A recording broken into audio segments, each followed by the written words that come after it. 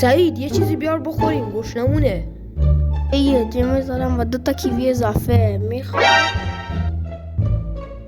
زیر مفت نزنین، تلویزیون رو روشن کنین ببینین چی داره.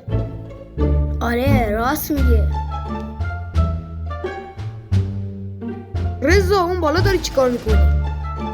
راست میگه، اون بالا داری چی کار میکنی؟ رفتم واسه شما 2 تا الدنگ موز بندازم. وای شکمم در گرفت، باید برم دشویی. سید خونه خودته، راحت باش.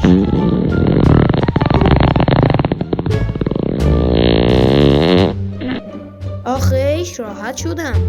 گفتم خونه خودته، راحت باش، نه که خودتو جر بده. چه بویی هم داره. سعید نزدیک مدرسه های نمیدیم مدیرمون کیه؟ فکر کنم سوسیس باشه. چی گفتی؟ اشتباه گفتم، فکر کنم امام حسنه. که قرار آشپزی یاد بگیریم؟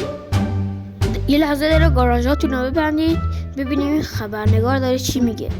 شهروندان استفاده لس سانتوس، ما از قزوین داریم به لس سانتوس حمله میکنیم. بهتره که از اینجا برید وگرنه میکنه. چرا تلویزیونو خاموش کردی؟ ندیدی داشت چی میگفت؟ حاجی فکر کنم حرفاشون دروغ باشه. آره شاید دروغ.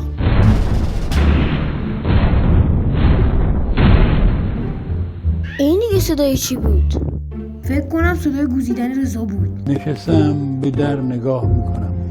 آخه یزید این صدای گوزیدن منه یا تو؟ دعوا نکنید، بریم ببینیم بیرون چی شد. آره راست میگه. ولی من مطمئنم صدای گوزیدن رضا بود. خفه شو وگرنه میام همونجا جرت میدم. دوباره شروع شد. حالا بریم بیرون یه سریز بزنین و بیان.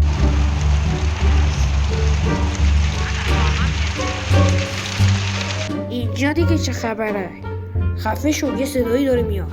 اگه ساکت نشم چی؟ بچه‌ها دوباره شروع نکنی، اوضاع خطریه. به خدا داره یه صدایی میاد. به خدا من نبودم. اونو که منظورم نیست سعید. دقیقا منظورت چیه؟ داشت صدای هلیکوپتر داره میاد. را داریم میندازی گردن هلیکوپتر. باید خفه میشی یا بیا خفت کنم. بچه ها توی موقع وقت این کارا نیست. دقیقا وقت چیه؟ وقت فراره، بیا این ور تو فرار کنیم. حالا میخوای کجا بری؟ من یه روستای قدیمی بلدم که پدر بزرگم اونجا زندگی کرد. بیایم بریم اونجا. با ماشین این که نمیشه جابجا شو. دو راه داری، یا با من میای یا میمیری. بهتره با رضا بریم همون روستایی که میگه. بگو اگه تو اینجا ویدیو با ما همراه بودین لایک و ساب فراموش نشه و خوشگلای این ویدیو بیان قزوین کارشون داره و اونایی که خوشتیپ نیستن لایک کنن، ساب کنن و اگه پارت 2 میخوان پارت 2 رو کامنت کنن.